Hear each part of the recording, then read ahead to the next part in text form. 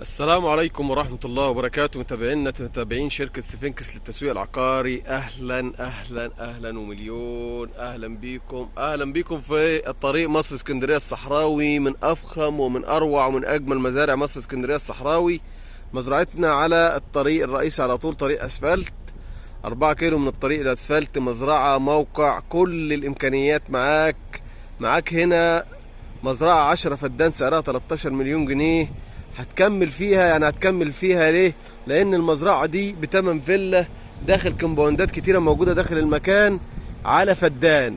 يعني انت بتشتري 10 فدان بسعر فدان. عندنا المزرعه فيها مميزات كتير من جوه، يلا بينا نوريكم مميزات المزرعه.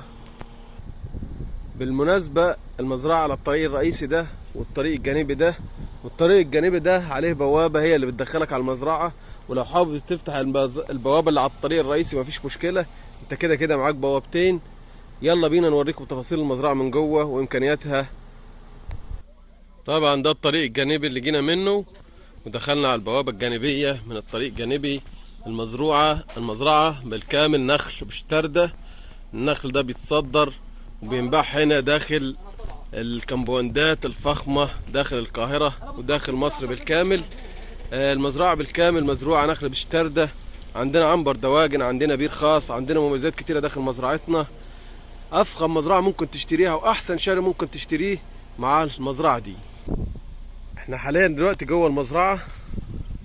ده البير الخاص بالمزرعه، ودي البوابه طبعا اللي هي على الاسفلت بتدخلك في قلب المزرعه. المزرعه بالكامل مربعه، مزرعه من افخم المزارع اللي ممكن تشتريها. يعني معلش انت لو هتحسبها ماديا، هتعمل فيلا هنا في الموقع المميز الممتاز ده هتصرف عليك 5 مليون او 7 مليون، يبقى اجمالي مزرعتك 20 مليون. يبقى عندك مزرعة عليها فيلا من افخم الفلل، تشطيب حديث. طبعا انت معاك ومسمح ليك ان انت تعمل الفيلا. ليه بقى؟ لان انت عندك استراحة، والاستراحة دي انت ممكن تكبرها وتخليها الفيلا. عندك النخيل ده كله هيبقى ملك ليك، تبيعه او تصدره بالطريقة اللي تعجبك. المزرعة فيها عنبر دواجن كبير، فيها المية بتاعتها 700 جزء في المليون او 800 جزء. المزرعة السعر ممتاز طبعا لأي حد بيقيم اسعار. بالنسبة ان انت قصاد الريف الاوروبي منطقة السليمانية.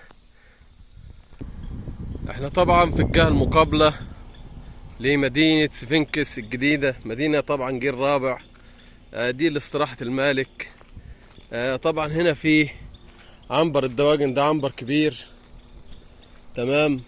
عندنا المحول الكهرباء الخاص بالمزرعة. المزرعة زي ما قلنا كلها بالكامل محاطة بسور.